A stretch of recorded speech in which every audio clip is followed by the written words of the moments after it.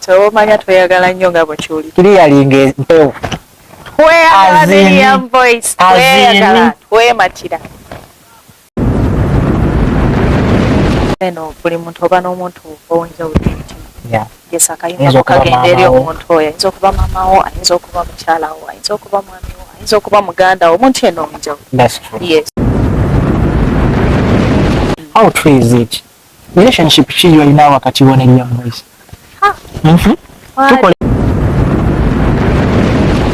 I think Chirimunze is naturally. Okay. Yeah. Because ebisomozebwa bingi. Kubanga lwaki nkubuuza kino? Wansi mu kutandika eyo, nzukira abasinga tetuba na ssente. Kuba kasolinga, noyita wano, noyita wali. Kati ekisinga otumalamu amaanyi. Naddala abaana abawala be bantu betuyitamu. Betuba tusuubira okulandirako okitegeera nga bonaagamba nti omuntu ono ayinza okunyamba. There are very many era bajja mu bungi. Of course abantu abasinga baba n'ebigendererwa eby'enjawulo ebitaba birungi sometimes oba teweegendereza. Nalyagadde okubanga Vivian Mimi naye nga yeetaaga okumanya ayinza atya okufuuka Vivian Mimi olunaku olwaleero. Yes, alright, tubaniriza ku mukutu gwa abyogedde broadcast kutusinzira okubanga tukwasaganya nsonga ez'enjawulo ne mu kaseera kano tuba tuyingiddewo ogezaako okwasaganya ebintu nga biba bitambula mu sekita ez'enjawulo, more so in entertainment. Ne mu kaseera kano tuba tuyingiddewo babitako abyogedde straight out the exhibit Uganda to the world, the alien skin of Dubai, the baby wine of UAE. Tweyagala wakanamu. Damo byogedde. Abyogedde straight out the exhibit Uganda to the world, the alien skin of Dubai, the baby wine of UAE. Nobody say, nobody go. Ogenda ita wango dayo. Kale tuli mu ggwanga lya Uganda mu kibuga Kampala wetusinzira olunaku olwaleero ogezaako okubanga tukwasaganya baffe wetwewayo okubanga twasalawo okubanga tugattako okuba naffe n'ekitone ekyo kiba tusobodde ate era n'okugezaako okubanga tukwataganira wamu n'ogezaako okwesitula ng'Abannayuganda mu mbeera ez'enjawulo. Mu kaseera kano ndina omuyimbi Nakinku n'abakyala mu kuyimba mu nsangi zino wenjogera mu kaseera kano oba okitegeera mulembe gw'abavubuka nga Ssaabasajja Kabaka yasalawo okukola ki okubanga agutuwa. Era ne mu kaseera kano ndina omuyimbi mu kaseera kano akyasinze okukwata akati mu kuyimba ennyimba ez'amaloboozi, mu kuyimba ennyimba eza fiimu, mu kuyimba ennyimba eziriwo omuliro. Gwe wenna nga toli mulaavu nga towuliriza luyimba lwa mukyalo ono gwe simanyi mu ggwanga ki gy'oba oli. Gwe wenna nga bakumenyako ku mutima nga tokaabangako ng'owuliriza oluyimba lwa Vivian gwe simanyi oba owuliriza nnyimba ki. Kale Vivian mweyanjulira abatulaba tugende mu maaso. Yes, abatulaba kutulina. Omusanyufu nnyo okubeera nammwe wano olwaleero. Vivian Mimi, hajatoa mwe, hajatoa haja omu bw'atira we. Sooka onkubemu akapeera ka Haji nga tetunnagenda wala. Sooka Haji yantadde. Ate ng'akuta ku ddiiro. Zino nnoonya musajja eyo ngenda bibuuza manager. Oba ddala nga kituufu nga ddala Haji yakutadde. Simanyi manager biki byabagenda tu. Haji yatadde nze mpya asagala kuba lulimba lwa Haji buli bwe ndukuba lunkaabya amazigo omusajja. Naye gwomanyi omanyi abaana be muleka be walimiza mu bufumbo kuyo limba lwa Haji. Manyi bangi nakati abakyagendayo bangi omayo obufumbo bunyuma nga wakabuyingi. Bayibaawo kyogereko. Simanyi lwaki oba kiri bwe kityo obunyuma wakabuyingira. Naye bw'obulwamu bufeedinga ne bufeedinga oba sayansi kyali awo. Manyi kyekirooto kya buli muwala ali eyo. Bwe kiba. I believe naye ate lwaki mutuuka. Bwe kiba katugezeko tubuulireko gwa buli mu ssaawa zino abuwangaddemu. I'm so happy with my babe. And I'm so happy because tulina omwana omukati. And we are very happy for you. Amanya ga baby oba yani. You're Shakibu, of course. Oh my God. Yes, you're Shaki. Shaki, we see me sweetheart. Kutumidde. Aga Haji yani. Sina nsonga lwaki mba mwogerako ssaawa zino. Ate lwaki? Ayagenda. Oyagala mu obuyinja agende yavimbe. Vivian ekiriwo. In life we meet people. Tubafunamu experience. Tubafunako memories. kati of course olina okubanga with some memories eza Hajj. Of course oyinza ogamba Hajj oyo nno ebintu byali bika Hajj mukwano yonna gy'oli saagala kujjukira saagala olina ekintu kyoyogedde ekyo ekintu ekyo naye nkiwuliddeko ku Liam ate nga batugamba ennaku zino nti Liam alabika ya replacement ate nga twakulabako emabegakaawo ng'olina bwogamba ku shemu gye waliko nti banaye nafunye olulenzi lutono luwanvu neŋŋamba wangi wabagamba okuteeba naye buli muntu yateebanga erinnya yali Alex bapresinga Liam voice olulenzi olwo tetunaba kwagala kwejjayo azyenno lwaki abayimbi mwagala nnyo ebintu by'okweka omukwano anti mukwano basinaki abangi ababayo netwaga baffe mu kamera tuli batiiti simanyi mmwe muli bagumu naye nze oba obumu sinnabufuna kubanga already bwe baba bantwalako Hajj omanyi bagamba tuyigira mu nsobi zaffe kati bwe nayigira mu nsobi ya Hajj kyali yajja namusinakinga n'omuleka bwati nemuleka nandikoze eki nga lwaki tamuleka omukazi nga ggwe abasajja kanemani be there and say let me leave abasajja temwemanyi kati kankubulire fe abasajja tusobola okuba nga yes you have more than 3 girls or 1 or 2 naye ate oba n'omukazi gwoba oyagala ku mutima gw'okimanyi kambuuze nze kati ali eyo yenna yenna ne bwenkera ku makya n'ennyenda I believe I love my wife more than nedda kambuuze okubeera n'abakazi abasoba mu babiri oba mu abasatu oba abano nga omutero kikola ebalaavu abasajja kyabatondera wangi lwaki Adam teyalina abakazi ko abaana bonna okumultiplyinga ensono bulowooza yakikola ati kyogamba yagenda n'avako Eva nadda kuono nadda kuoli waliyo ba Eva bameka no before by then nja kiteeka mu scenario bweti nti abakazi baali batono but when you compare to the population right now female yoba gender y'abakyala omusajja buli mukazi now Mimi to satisfy that I'm married to a man has to possess like 8 women on a serious note worldwide waliwo n'ensi emu ng'owasa omukazi omu gavumenti n'ekuwasiza owookubiri nga kyatteeka kiri mu mateeka kati gwe nkutidde ojja kuddawo ogambe nti newe baba bampa obutuuze yasijakala and by the way teri mukazi ku nsi eno yandyagadde mugatta teri mukazi ayagala mugattika mu nsi eno simumanyiyo simulabangako wajebalayo babakazi basajja ate we believe nti abakyala abasiraamu bagamba nnyo babbaaba buli mukazi Katonda bw'obonziza yakunzizeeko omukazi omulungi omulongoofu atya Katonda abasiraamu kale tulina Vivian Mimi of course opening talk ngera bw'obiwulidde naye nga basically we are going to walk through a music side wetugenda okutambulirawo naye nga nyongera okukujjukiza tuli proud powered by Lily Beauty Parlor gwe neetaaga okuba nga bakolako enviiri wetaaga okuba nga bakusiba bakutereza enjala in conjunction with Jordan Classic Nails ate nga bakolako makeup ate nga bakuletedde ebipya bingi nnyo gwe wena eyeetaaga okuba nga omukyalo yeetaaga okuba nga ogwako mu kizigo omyuse ku lususu ove mu kala ey'abaddugavu ofaananeko abazungu nawe yeetaaga okuba nga osigala mu kala yo naye nga olina 16 years soft and smooth bewaddeyo okuba nga bakolako gwe n'omukyala bakuggyako bunakuozi nga waliwo eyerusa naye n'osigalako bunakuozi obwo bwa black basangibwa wali eri mu kibuga Dubai mu kabuga ali emabega wa Madina supermarket beera ng'oba contactinga ku namba zaabwe ebyawo gwe wena awangalira mu UAE oba oli Abu Dhabi oba oli Sharjah oba oli Alaini oba oli Ajumani beewaddeyo okuba nga bakolako wena weewala okusibuka n'enviiri ku mutwe wamu n'okuba nga teweeteeza omukyala omungi w'omukyala kuba kwefa owakana kyova olaba Haji yafiirawo naye kyonna kyewakola Haji kyali kikulu gamba kyonna kyeyankola teriyo omusajja akyawa omukazi kyemmanyi kyonna kyeyankola teriyo omusajja akyawa mukazi teri muntu atakyawa banaye buli muntu akyawa gwebayo akantu muno kakola n'otunula n'ogamba oh my god kiki kino era mukwano gwawe bamwita manager eri kyemumanyiko mu nsi ya Katonda muno ne bwasinkana ex we nga beekyawo emyaka 10 nga taddamu ne beeyagala kati wangula teriyo omusajja akyawa neda n'emitima kyanjawulo kati manager eri Just naturally yatondebwa nga yayina omukwano munye. Anyway, besides that, Mimi, how is the music moving right now? Very fine. Sure. Very fine. Batugaye wali reasons oluyimbo lubi. Ya muntu wange. Muntu wange. Yes. Okay. Muntu wange. Muntu wange wasinzidde ku kyokola oluyimba lwa muntu ate nga tulaba when you talk about your story, it's more of like heartbroken.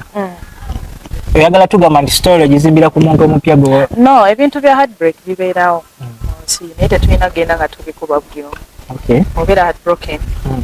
Tekinyuma genda ng'okikuba buli omu naye broken, okaaba, n'okola ki. No. Life ebirina ogenda mu maaso. Okitegeera. So ekyokuba nga nze Haji yadduse tekinnemesa kuyimbira abantu mukwano. Okitegeera. Because sigenda kudda ku Haji nfokasingeko Haji yagenze kati yagenze already tagenda kudda. You get. So kale muntu wange kayimba kabali mu love. Okay. Abali muhabbati. Okay. Na manager Eric. Mazima. Manager Eric. Abantu bwe batyonga ino omuntu we oba abantu be.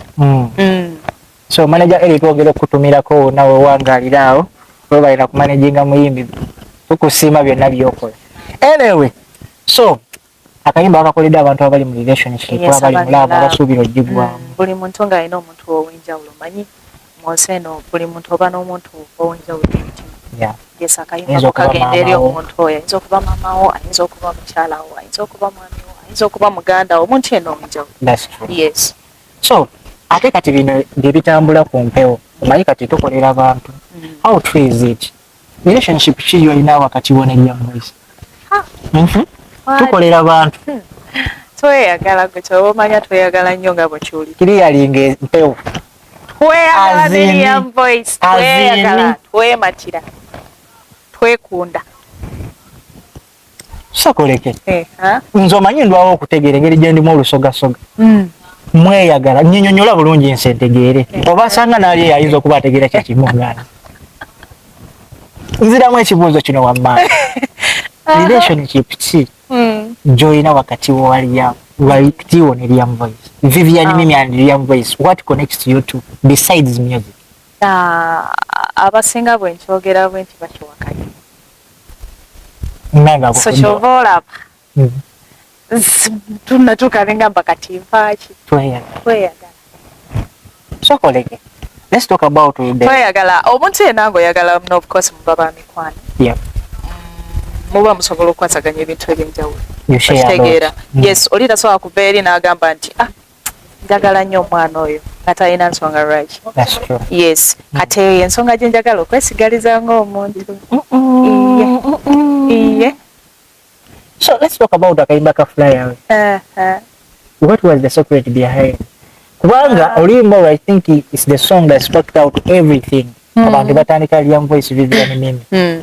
Because actually I don't know naye tosobola kijja kati mbirowoozo by'abantu naawe wennyini okimanyi nejjo otambule ne shows zoperforminga ko okimanyi bulungi kati ogenda kikola okyokakasa abantu relationship ddala ya ddala.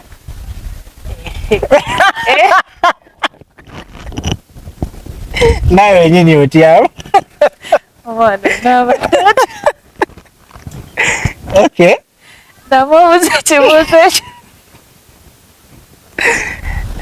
Let's talk about oluyimba lwa Fly Away. Kuba I believe that lwavaako ebisinga. Besides oluyimba, you always do TikTok videos ebisinga together. Nakwata oba ng'olya naweya. Omanyi olina ne wotera okugamba nti Liam Voice whatever olwakwata essimu. Oba nesibye leesu, oba ndi ntya yakwata bukwasi. Akwata bukwasi, kasabeera n'essimu bw'ati. Kamera ye Eva.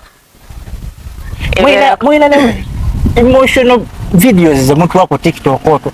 Naffe ffennyini ne tulaba nga ddala relationship y'amaanyi eri wakati wo ne Liam Voice.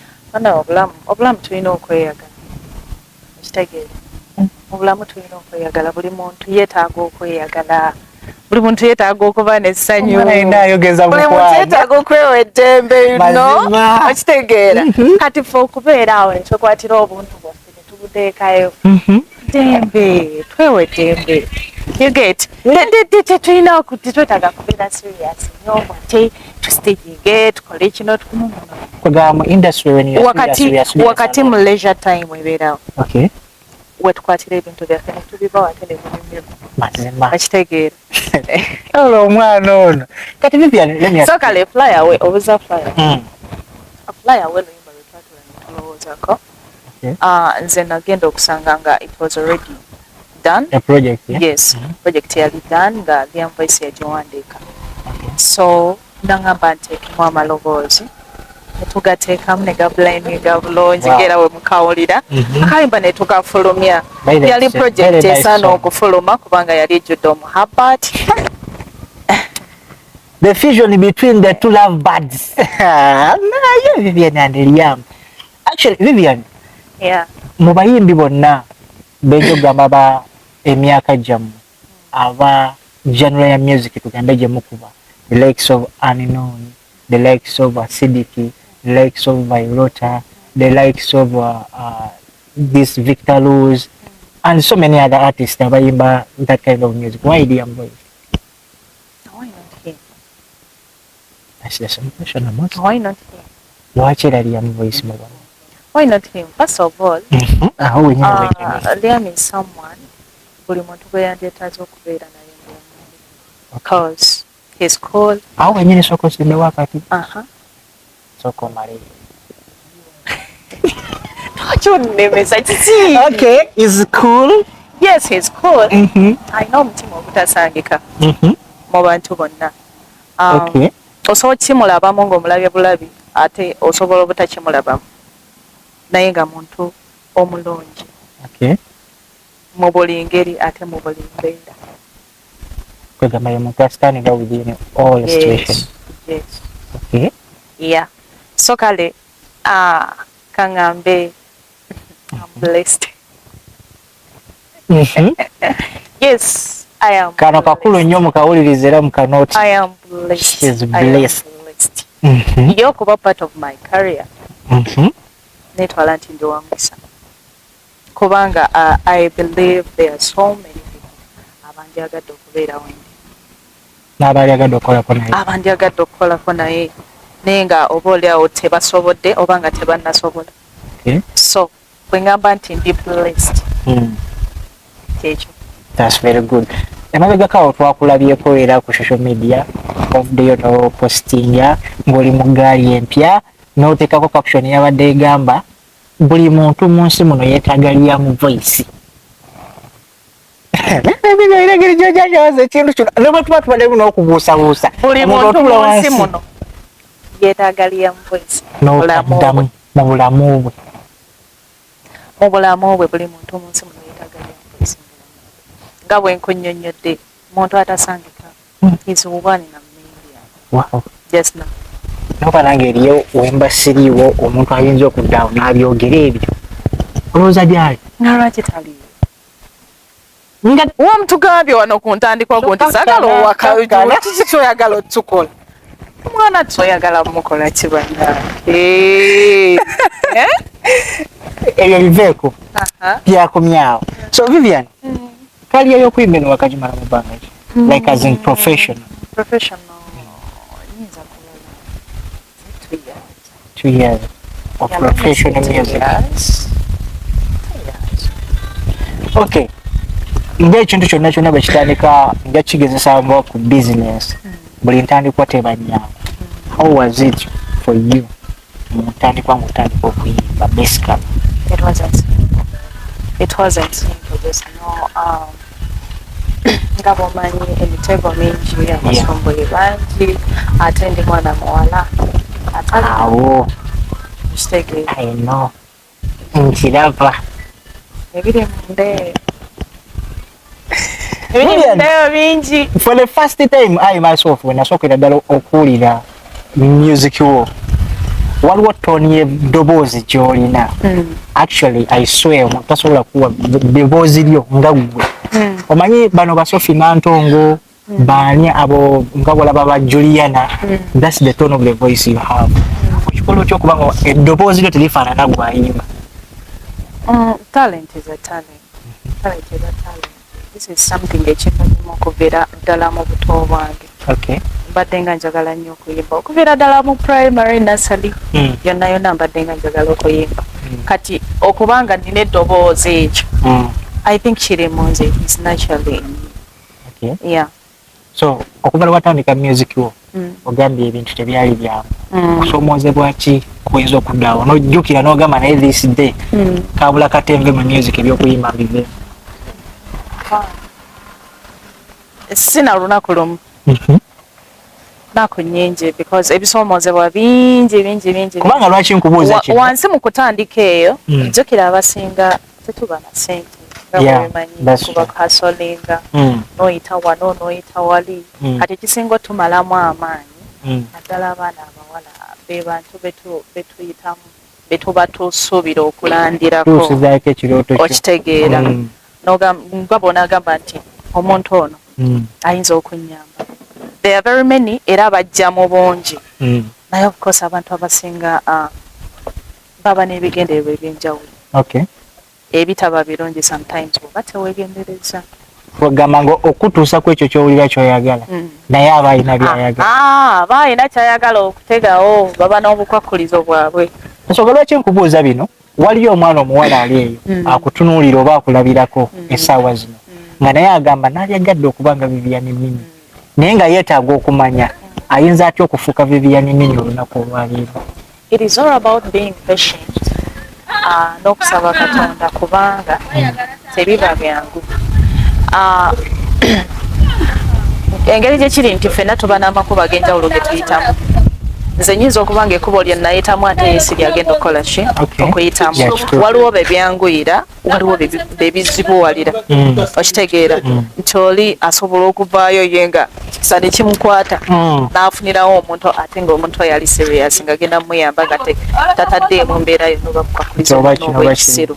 Yes ne wabaawo naffe abayita mu mbeera eri enzibu naye bw'obanga oli kuyita mu mbeera eyo enzibu wali kasente oyagala muziki watambudde obugumiikiriza kikulu. Yes n'okuba omukkakkamu okubeera keen ku buli step gy'oteekinga because people are not simple. People are not simple. Naddala ng'oli mwana abantu si bangu. Badde manyi nti mu abaana bawala kibanguyira nnyo like bomba nga you to do a breakthrough kikwanguyira simply because abantu baba baagala okukwata ku bangi abasinga bwe bakirowooza agasajja agalina ssente kati ng'omuwala Vivian Mimi you looking nice you looking good kati mbulira manager ki agenda okujja akuteereddewo emmotoka studio akusasulidde buli kimu ba writers akuteereddewo then what else do you want? Nkwano abasinga bwe balowooza nti ku bawala kiba kyangu you believe kiba kyangu naye omulenzi you pass through a lot of struggles naye olw'endowooza eyo etomeza abaana abawala bangi etomeza abaana abawala bangi. Yes ekyo ekintu kitomeza abaana abawala bangi kubanga si kituufu osigala oli ggwe mu kuba n'endowooza eyo osobola okukola ensobi. Yes possibilities okukola ensobi zibaawo nga nnyingi oba okitegeera so kale endowooza si ntuufu. Omuntu yenna olina okuyita mu haso okutuukiriza ky'oyagala. Ekkubo lyonna ery'amangu ebiseera ebisinga livaamu ebintu ebikyamu naye nekkubo eriri rafu buli omu lyatya ate oluusi mwoba olina okuyita okutuuka ku buwanguzi erivaamu ekituufu. Yes so kale ebintu by'amangu always biba n'omuwendo bwe bisasulirwa. Wali ofunyako challenge ezinga oli mu studio like ezikuchallenginga ng'omwana ow'obuwala omanyi waterangawo okubeerawo eŋŋamba ezigamba nti ne ba producer bennyini batera obeefuulira mmwe ng'abaana not only producers naye abantu bonna bali mu sekita eyo abantu bonna bali mu sekita eyo kona producers presenters TV presenters radio presenters bonna bali mu sekita eyo gwe just n'obuli muntu gw'otuukako abasinga baba n'obukwakulizo baba n'ensonga olina okubaako. Yes olina okusooka okole kino njoka ekukolere kino naddala nga tolina sente era oli akugamba yasooka onkolere kino nange nkolere kino ate abasinga n'omala okukikola kyalina nkuvaamu nakkuba gaasi bubi nnyo. So Vivian Besides the challenges ezibawo mu music, ebizibu oba problems or encountering. So what is your best moment? Joda n'ogamba bwe nali ntandika my music career. Kino ekintu siri kyerabira kuba kyampesa nnyo ne kimpa ne mulaale yongera okugamba nti kati kanyembe nti really successful today. That was that day when soko fulumya oluyimba mu studio. Oluyimba lwange lwe nasookera ddala okufulumya. Lwali luyimba ki? Kayimba kadda nnyo kale ka gospel song nyamba. Walina mwimbi wa gospel? Yes, ke kayimba ke nasooka okufulumya. Oteeko bide by'omu ssomero. Yes, ke kayimba ke nasooka okufulumya. Bakayita nyamba. Nakuye eddoboozi lya Joanne. Flowing. Ngali flowingira mu byuma w'ebiti bannange. N'ogamba ngenda kuba muyimbi. Just no. Then n'olunaku olulala oluyimba lwe nasooka olunaku lwe nasooka owulira oluyimba lwange nga balupulira ku radio. Wow, nga tolututteeyo tukoze eki? Tokubye essimu kuba mu nkubi. Nga ndwekanze bwekanzi nga balukuba ne ngamba. Genze. Okitegeera. Kubanga by'ebintu bye nali sisuubira. Ebintu bye nali sisuubira nti nange busobola okutya ne mpulira oluyimba lwange nga sinze ndututteyo nga sikase muntu yenna simaze kuba simu ne balusaba ng'oli alusabye kuviira ddala So omulundi bwe wasooka okusisinkanira ddala manager okuba I believe you are under management. Yes. Kyali kitya oluyimba ky'olwakutwala era manager kudiscoveringa nti kubanga teyakera ku makya ne bamugamba ku kyalo kuliko omwana bw'ati ne bw'ati ayimba onaasobola omumanaginga. I believe it was your talent. I was connected by someone. Okay. Yes. So that person, Dr. Isaac. Isaac was my friend. Nakola ku Baba TV by that time. Oh, yeah. Yes. Kati, I remember yalina New Year. Nga I thought him wishing happy new year chibichi. Naye nga already nali ninamu obuzibu ne management yange yasooka kati nga navaayo you know. Nga nawe yesola. Yes, nga namubuuliramuko nangamba by the way waliwo omuntu waliwo manager bemanyi yeetaaga omuyimbi. I can connect you to him n'oyogerako naye nula. Okay. Nkayi n'amukubira. Nakubira manager Powers wamukubira ddala. Ne tukwatagana bambi yansiimirawo n'abako ebibuuzo byambuuza nyingiramu nga bw'obimanyi. Singa olina ttoni y'eddoboozi n'osumulula. Oba nkiyite kikisa. Oba nkiyite ki? Ziam yali yannoonya. Before. Seriously? Yes. Yali yannoonya naye nga bambi abulwa engeri. Gyantuukako. Nga yannoonya n'atuuka n'abivaako because abantu be yali ayitamu oba nga tebakumanyi bulungi oba baalinga bibeera oba nga tebamumanyi okitegeera nti nse so munnaye Ziam nga yannoonya naye n'atuuka n'abivaako bambi. Kati nze okunkwataganya ne Powers nga simanyi nti ati ye manager wa Liam okitegeera kati nga simanyi kati amala okunyigisa mbuzabuza ebibuuzo nga ngamba no ngenda kubaako n'abantu benjogerako nabo then after tujja kuba tukuddira. Okay. And I was like my eyes akankimanyi tebigenda soboka naye bisinga gusooka negulalira ng'olaba nali nkoye nga mpulira njagala nakuva mu music nga bw'obitegeera eyo kaali yange manyi mukwana nemugamba nkimanyi tebigenda soboka naye mugambe bw'aba nga tantwale buliirewo nga bukyali neyongereyo n'ebyange tankozesa birala bisinga ku ebyo kitegeera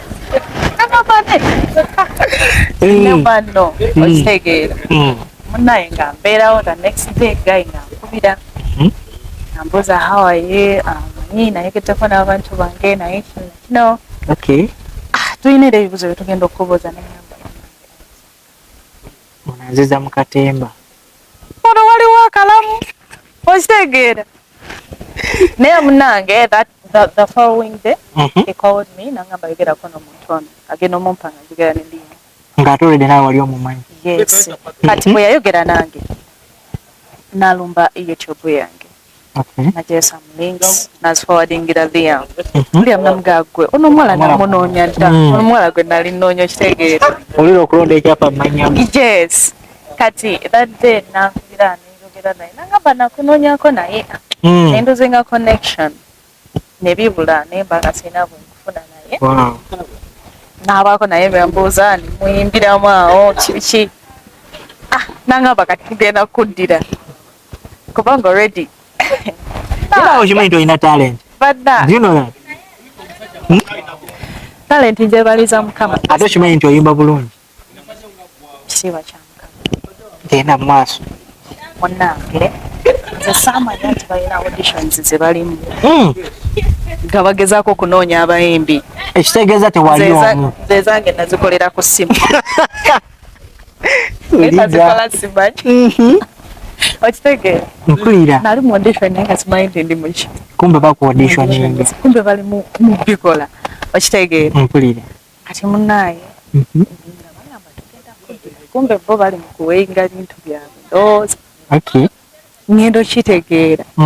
After nga bagamba nomanyi wabadde wabawala bwe bati newe bati nga bali mu auditions naye you know kati olunaku lwe bangamba nti tugenda kukwatagana twazileya yankubira nangamba nali munakuwavu nga bwokyowulira because nali sisuubira by then nga tannangamba nti munnange ngenda kusayininga okitegeera nkyali mu process awo nkyali mu bino biyinza n'obutayitamu kati munnaye remember nankubira nangamba omuntu gwe ngenda okuwa yagenda okuwa balina omwana nampaliya olwamumpa ne mugamba mufana kyogere totya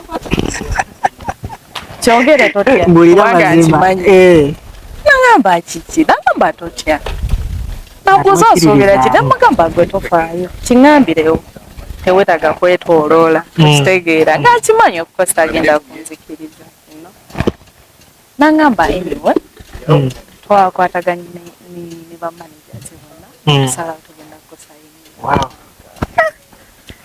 even crying nalekanira ku mulimu nga tokikkiriza just no nalekanira ku mulimu I couldn't believe you know nga nalwawo nokigamba abantu bange nampira njagala nsooke you know essanyu olimbeeremu nga lirimu nzeka. So what was your first inspiration ngomaze kati bibe nabiwedde bakuyisa ogenza over meetings for your first time? Actually olunaku meetinga lwennyini you met that very day? No. After kungamba ekyo the next week on Monday then a meeting. Yes, member meeting. It was very fine. Namukolera that day. Tukolera oluyimba very day. Yes. Netulumaliriza twakola single. Which song was that? Very day single. I'm single. Oh! Sirina ndaja. Wow. Yes. Twakola single netulumaliriza that very day. Netumumaliriza. Actually nga tetunateeka na mikono ku ndaga.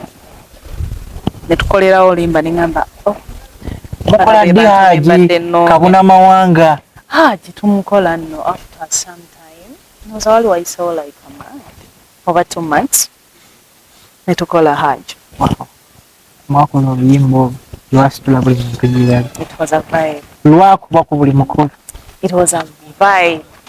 Buli muntu nga yebuuza Vivian Mimi yani actually ndowooza luluyimba lwasinga okuleeta mu bandi. Kubanga buli muntu yali yebuuza Vivian Mimi yani. Nze naye nali nawuliranga Vivian Mimi goge mazima. Nga mpuliranga bamwogerako balya.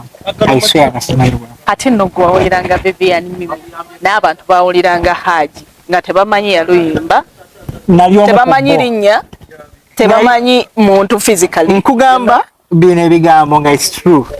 Nabuuza manager Erigoto yogolaba. Nemubuuza nga ngamba Vivian Mimi. Nkompe yalinga oluyimba abakazi be nagambye kyekika ky'omukazi kye nali nkutwaliramu. I swear I was gundi like so mkulu va ku by'omukulu gwo kenyini nyini emyaka gyo omubiri gwo toyiwa ddoboozi lyo. I swear tobijuwa kubanga toni eddoboozi ly'abo abakazi be nkugambye abo balema namakula kati nga kyekifaananyi kale ky'omuntu nze kye nasiiganga mu mutwe agamba maybe alike yenkana bwati Nakufayo omusaiza abalema abo banange natulya Vivian n'amanyi negazi. Seriously, for the first time nagambe ki ono omwana yavaamu eryo eddoboozi. By the way, so many people TV stations nagendangako buli muntu eyamanyanga eyatukanga namanya yabeeranga surprised kubanga nalese bifaanana ate n'ekirala nti video ya Haji engoye ze nayambala zankuza okitegeera ate abantu abasinga nga bandabanga omuntu omukulu era buli bwe natuuka baga ekekani nenga ye Haji kyeyankola nakati kyakyankola ye si kirojja naye ebyo nanga biri awo gwe ne mukwano gwo Liam Voice oba gwe ne omwagalwa Liam Voice omanyi omwagalwa abantu abasinga bamanyi nti yono omuntu gwe mushe yalinga buli kimu in life of course kisoboka naye ate maama asobola okuba omwagalwa buli muntu asobola kuba omwagalwa asobola okuba omwagalwa cousin or anyone so bwe n'omwagalwa Liam Voice lwaki mulimba nnyo ku nnyimba z'okubalumya emitima? Munaye kisinzira ezo embeera zibeerawo mu bantu. Yes. Besides you, tomenyekangako ku mutima. Tomenyekangako ku mutima. Ndeka Vivian. Omwana tuba mumenye emitima. Tuba aba ex. Obamba sabire sawa kugana. Abantu abagenda bamenya emitima gy'abantu oba tubasabire essala kimwe batumwe mwetaga kubula ne muva mu nseno oba ne mugenda wasimanyi bamanyi obusuwa oba tebukonekiti oyo omwana bamumenya omutima naye tunuulira omuntu gwe bamenya omutima atayina tabu atayina buzibu ku muntu yenna abantu temuyina mitima this one friend amubeereddewo mu mbeera zonna I believe nti naye kati yayunga of course Achari oli Liam Voice wa kulinze olinonya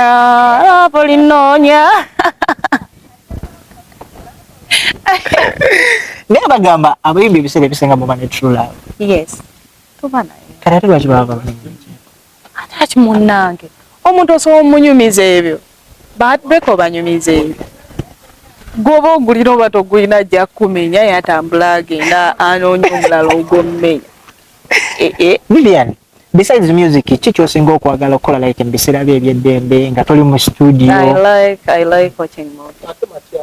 Yes, I like watching movies. Nadala cartoon. Ebi Nigeria? Cartoon. Nesha kamwina bye mfananya bingi animation. Kuba I believe nalimba de una ye muntu ayagala okulaba cartoon. Cartoon akunumirako. Anyumira nnyo just no. Cartoon ziba n'ensi yazo nekakubeterere ziba n'ensi yazo yali sokale get serious for sure. Oyinza okungamba nti beside anything walinga katinga gwe omuyimbi n'ebyo osinga okusoma novels what mwagala mwagala nnyo ebintu ng'ebyo oba n'owuliza ebyo bibaawo naye ekintu kyenkyasinza okwagala in my free time that is kulaba kacyuma ng'ogyeko okuyimba so nga bwolaba Uganda music industry erimu of course abayimbi bangi erimu abayimbi abakyala n'abakazi erimu abayimbi abatonga mmwe n'abayimbi abakoze emyaka besides Liam Voice muyimbi ky'omusajja asinga ng'ojjako Liam Voice toyogera Johnny Black olwokuba mulina akayimba kati obateeke out kubanga nkimanyi ojja kumentioninga Johnny Black olwokuba mulina oluyimba ogambe Liam Voice olwokuba is your best friend. No, so besides Liam and the Johnny Black. Liam, John Black. I love Johnny Calvin. Yeah, work with that. Why? Mulalamu. Kuchituka kucha music. Mulalamu. Boba tomaye music tosobola mutegera naye boba manyi music. Jam is someone else. Just mwagala ne music yo. Ate mubayimbi abakyala. Abayimbi abakyala I love Naval Grey. I love Naval Grey. Wow. Yes. Mbadde nkwe expecting ogamba omanyi actually nkozeko n'abayimbi like these upcoming artists abali best mu UAE. Nero owulira I love Juliana, I love Irene, kwegamba no bawokingira mwana abayimbi abakyala basooka okutobinga bwe abakyala abo balaba be bantu buli omu beyandyegombe actually be bantu buli omu buli muyimbi omukyala oba omuyimbi ali eyo beyegomba that's true kubanga bamanyi kye bakola okitegeera naatera buli muntu obaako nakolera yakyo kituufu yes kati me I love Nava Gray naye muyimbi wa malobo I love Nava Gray muyimbi yakakkanira nyimba ze sizakuleekaana yes njagala engeri gyakolamu ebintu bye njagala engeri Nava Gray moyo kategole manyi mushifa musisi you know aba bayimbi tebakaka Jamie Kalicha tebakaka bwe kumolisi Chilia those kind of musicians era olaba kati nkitegedde wama tasobola kubanga oyimba ennyimba za fiiri noba ogera kwagala bayimba ekidala anyway ebera nga bikyali awo esaawa zino nga bwolaba industry yaffe bwetambula do you think according ku biriwo n'abayimbi okubanga beewalana kuba obiraba oli muyimbi ate naawe okimanyi enkokola eziri mu industry yaffe naye singa olowooza waliwo enkolagana mu bayimbi oba enkolagana yonna yonna like artist nga basobola okutuula wansi ne bakolaganira kyekimi industry yaffe yali badde wano weri esaawa zino oba mwoyo mugyagala okuba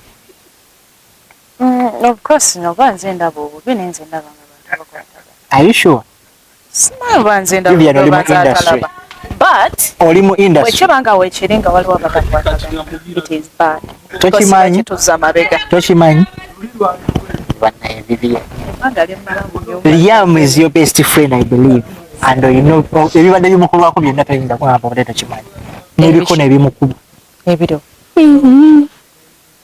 mu industry yaffe nejjudde ebikono ebikono bibeerawo tokimanyi nti abayimbi Vivian babeerawo olaba eriffe abayimbi ebyo ebintu kati byafuuka bya bulijjo ebyokukuba ebikono ebyokukola ki kati bye bintu byetutakya down tubiguliriza because weebiri ate bigenda kubeerawo Mimi kino toyinza kuŋŋamba nti industry olaba ng'eri stable nga someone can go to any television oba media yonna yonna n'asasula obutaddamu kuba oluyimba lwa Mimi do you think ekyo kiba kikulaakulanya industry no kigiza mabega nani kati kyengezaako okugamba and that is why no kyembategezaako okugamba nti ensonga lwaki nze sikiteekanako tekiteekinga serious kyabulijjo kati kyafuuka kya bulijjo abantu bakuba kibaza mabega yes kituza mabega esaawa zino Vivian olina talent you a very good artist naye omuntu asobola okulabaawo n'agamba lwaki ka Vivian ke kakolagana ne Liam lwaki ka Vivian ke kafulumya ennyimba lwaki ka Vivian ke kalina management nze ndi wano ne muyimbi mukyala nnyimba bulumbi naye sirina management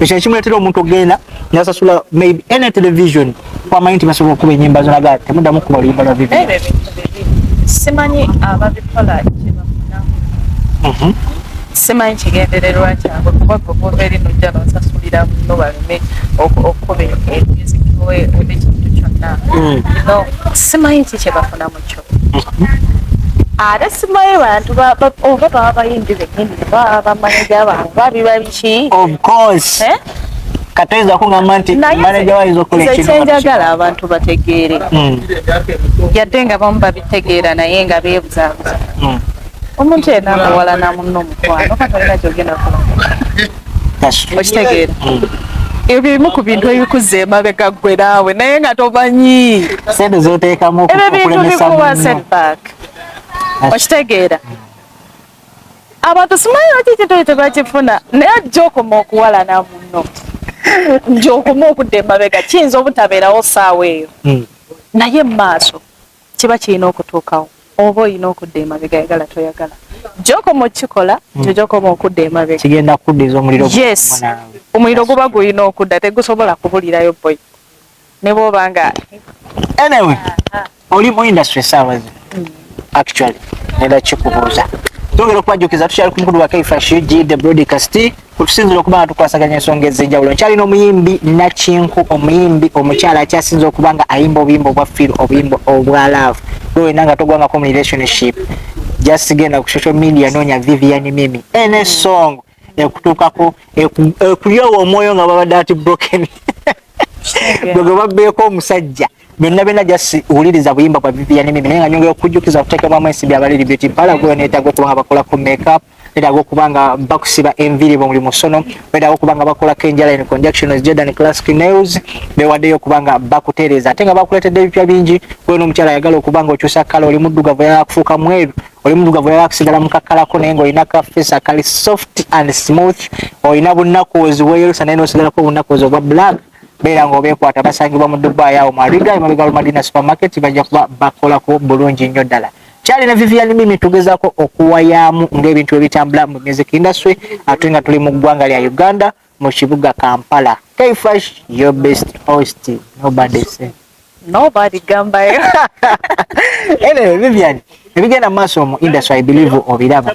Tulina omusajja kwe twali tutenga abasajja abamu ku basinga okuwa abaali badde abayimbi abakulu mu industry ne be twali badde tulabirako gwe bayita Gravit omumanyi. Gravit alina ekintu kyakola ennaku zino okulumba muyimbi munne nze sijja mutwalanga munnabyabufuzi gwe bayita Bobi Wine. I believe naye omusajja omumanyi bulungi nnyo kubanga be basajja abamu abaspearheadinga industry essaawa zino okubanga eri kyeri.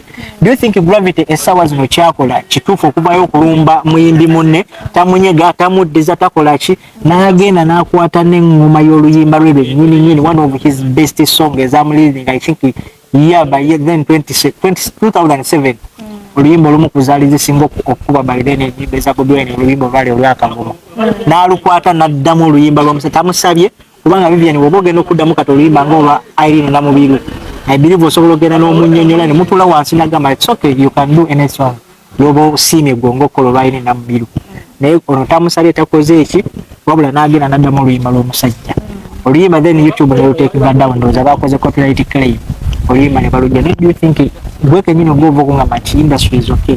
Do you think omusajja oyo kyakola kituufu? No, omanyi bagamba bw'otatya musajja muno bw'otatya musajja muno olwo olugero ojja ddu mmalirayo abali eyo mujja ddu tumalirayo ebiseera ebisinga bw'oba omwana ng'oli mu bazadde bo mukyali mu bazadde bo ne bw'oba obubeera n'ofuna ssente ezisinga ku z'abazadde bo kituufu nnyo n'otandika okulinnya ku bazadde bo olw'okuba afuna ssente ezibasinga osigala oli mwana okitegeera always nze sijja kulimba ekididu si kirimba kubanga oli mukulu we ayegedde mukulu we tekiba kirungi omukulu asigala mukulu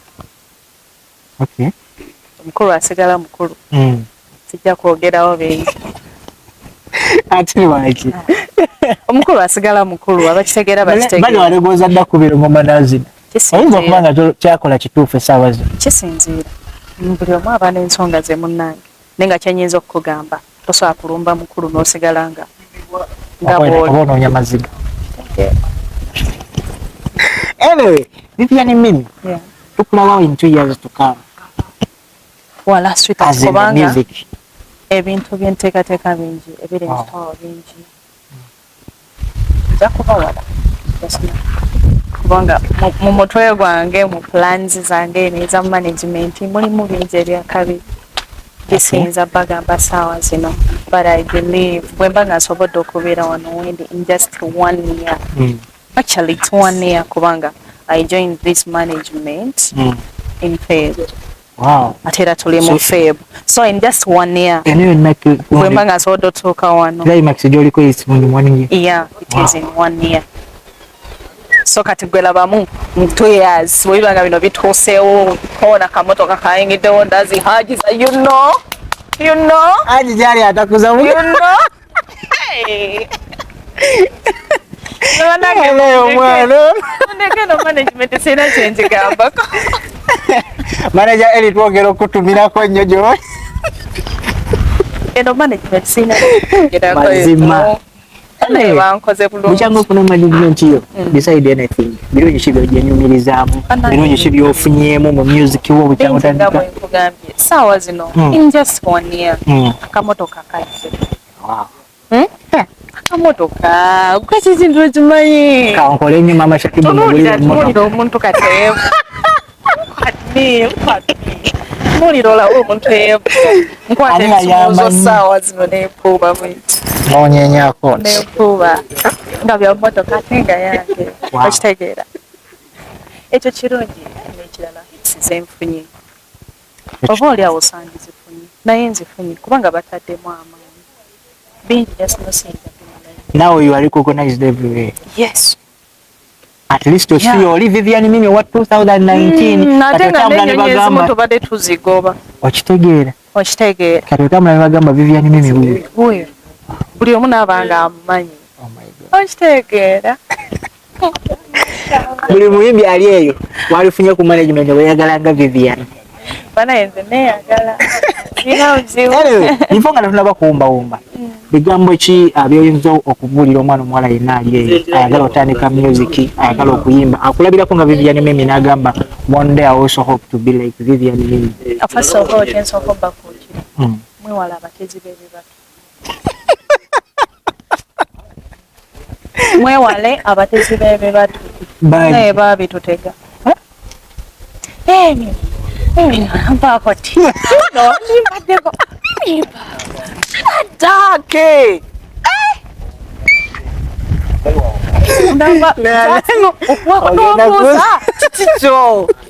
kikikyo ate nomunange okitegeera ate nekisinga okwewuunyisa balowooza bwokuba mukahikirigejja bakulu tegejja sikalanga bulala ngamba wali musaba tonda wange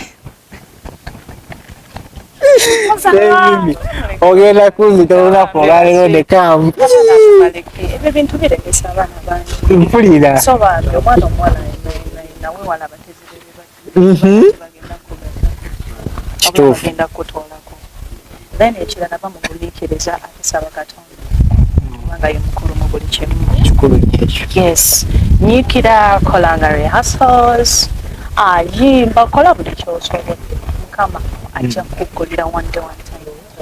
Gamba obusemba eri abakwagala abawagizi bafaani bo timu Vivian Mimi abanjagala mwesimanyi sabo nange bafudde timu Vivian Mimi kati nobody say mashallah nobody gamba nange ndi fani nenga nkwagala nnyo mu kitiikyo singa muganda wange obugamba obusemba eri ffe bafaani bo timu Vivian Mimi abantu mwenna amuteyaga munjagala bange so much mbagala abatamanyi bemeza kunsanga mumbeza family handle zange zonna Facebook TikTok Instagram zonna YouTube Vivian Mimi oba Pause Entertainment yamma zonna video osobola okunsangako inamba za management teziri ku Facebook TikTok wonna so kale that is me. Vivian Mimi. Thank you so much for loving me. Thank you so much for watching. I love you so much. God bless you. Kale bwetyo wetubadde olunaku olwaleero tubadde n'omuyimbi Vivian Mimi naye nga Powers Entertainment twogera okutumirako management y'omuyimbi Eligot Kafumisi Republic ate nga naye manager waffe tukwagala nnyo era twogera okuba nga tukutumira tegera kuba nga tusukawo olunaku olwaleero Basket Kefa Shuji Sweat Out Adi Exhibit Uganda to the world the alien skin of Dubai the Bobby Wine of UAE mbagala nnyo mweraba we sign out.